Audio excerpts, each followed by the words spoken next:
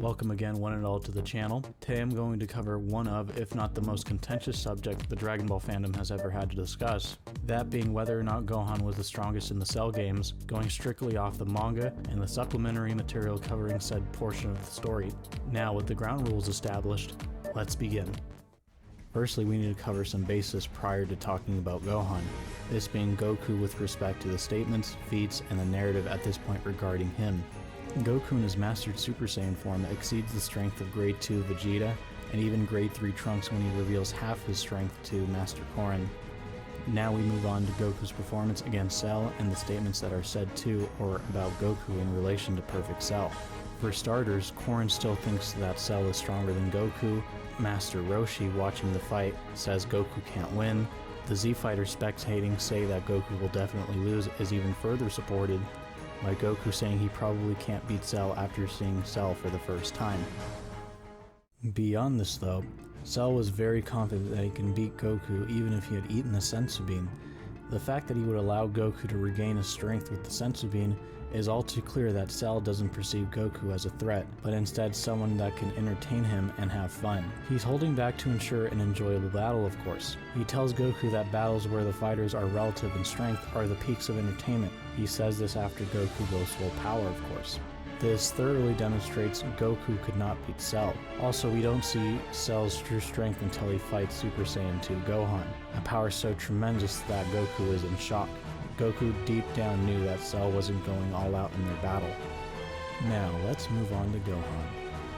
While everyone thinks Goku's full power is amazing, Gohan thinks Goku's full power isn't noteworthy and wonders why everyone is so shocked by it. After Goku declares that Gohan can defeat Cell, Gohan steps up to the plate to face him.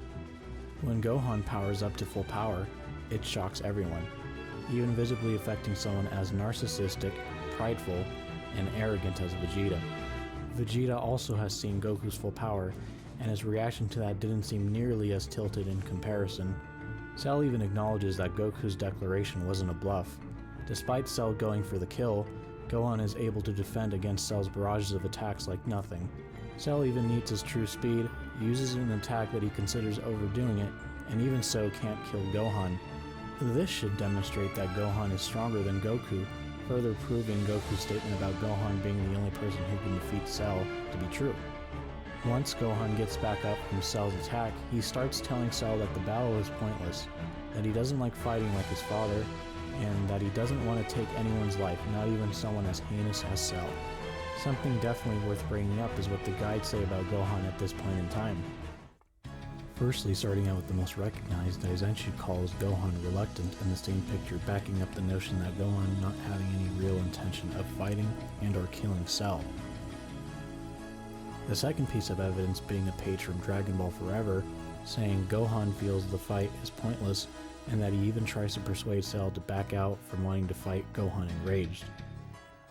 The third piece of evidence is ELM stating that Gohan during his fight with Cell realizes that his strength surpasses Cell and tries to convince him to stop fighting. ELM also says Gohan had acquired an ability that surpasses everyone.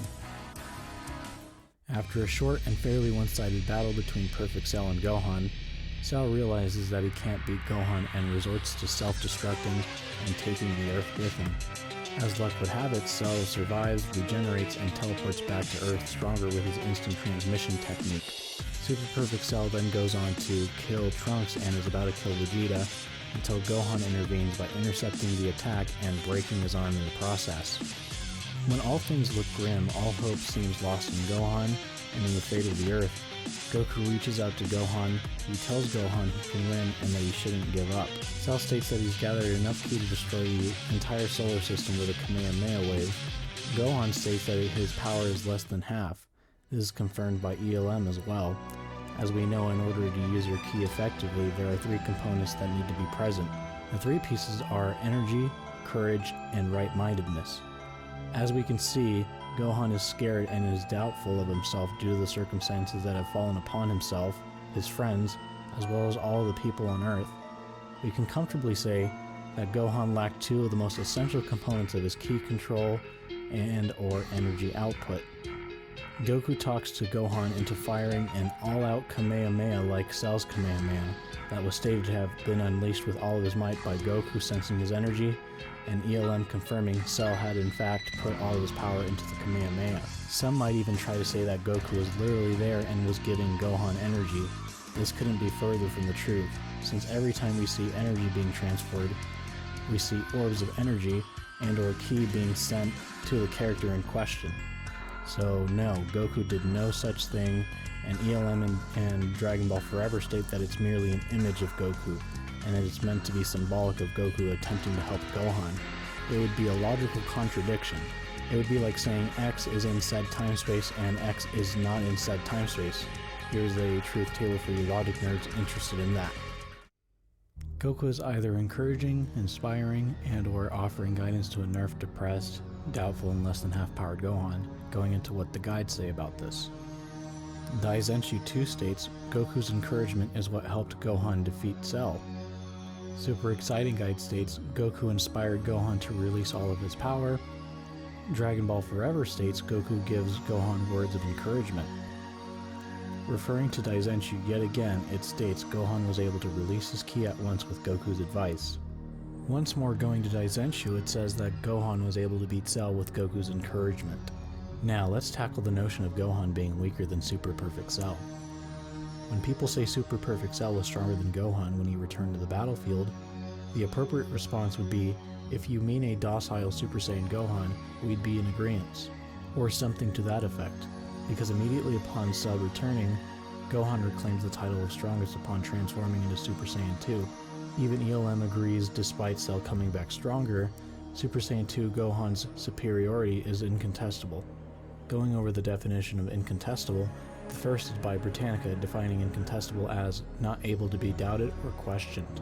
Next one is by Cambridge Dictionary defining incontestable as impossible to question because of being obviously true. The third entry is by Lexico/Oxford's Dictionary defining incontestable as not able to be disputed. The fourth entry is by Dictionary.com defining incontestable as incapable of being contested, not open to dispute, incontrovertible. And the fifth and last entry is by Merriam-Webster defining incontestable as not capable of being challenged or proved wrong. So all in all, it would seem that all, if not most, interpretations of the definition of incontestable is taken to mean the certainty is all too clear and it's not even up for debate. Another thing people like to harp on is Cell was able to injure Gohan when he launched an attack that was intended to kill Vegeta. To be fair, Gohan underestimated Cell and didn't brace himself for the attack. I say that because the example I'm going to use is Dodoria being killed by Vegeta. Despite these two being relative in power, Vegeta being at a power level of 24,000 and Dodoria at 22,000, only a 9 to 10% difference between characters, and Vegeta was able to kill Dodoria because he didn't adequately brace himself for the attack.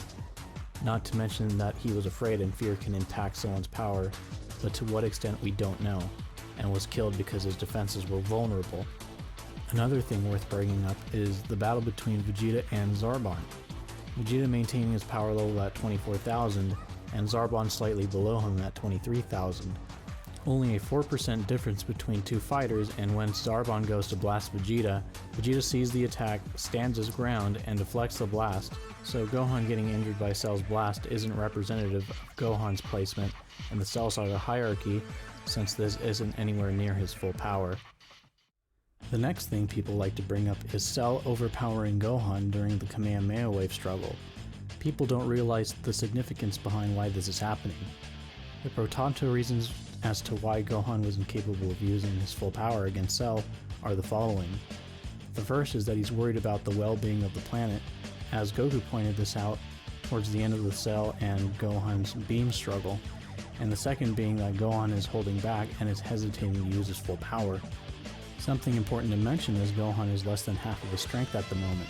So all we have to do is some simple math. So Super Saiyan 2 is 2 times that of a normal Super Saiyan, that being 50 times. So Super Saiyan is 100 times base form, and we divide that by 2 and we get 50. Gohan, while holding back and worried about the Earth, isn't immediately killed by Cell's Kamehameha and is instead being slowly overpowered. This means Cell would be relative to a Super Saiyan Gohan, more or less. All the Beam class tells us is that Cell had to nerf Gohan so as to not get completely annihilated against a full power Super Saiyan 2 Gohan. In the end, the overriding factor was Cell had lowered his guard and Goku told him now, and at that moment Gohan unleashed his full power, overpowering Cell's full power Kamehameha and subsequently Cell himself. Whether or not Cell was on guard is irrelevant because he had released all his strength into the Kamehameha prior, and we see Gohan overpower his blast and by extension overpower him in the end. If Cell were truly stronger than Gohan, he would have been able to regenerate from the blast. In Dragon Ball, if a character has regeneration and is hit by an attack from a weaker opponent that, for instance, blew off a limb or a piece of them, they would have just regenerated from it since the character's AP wasn't strong enough to completely annihilate them. Gohan unleashed a Kamehameha so powerful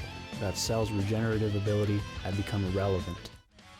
So in the end, I think this video demonstrates ample evidence that Gohan was indeed the strongest Z fighter in the Cell games and stronger than Super Perfect Cell. I hope you enjoyed my video, learned something, and found it useful. I gotta say this was quite the process and took a lot of time to put together. In any case, I'll catch you guys in the next video.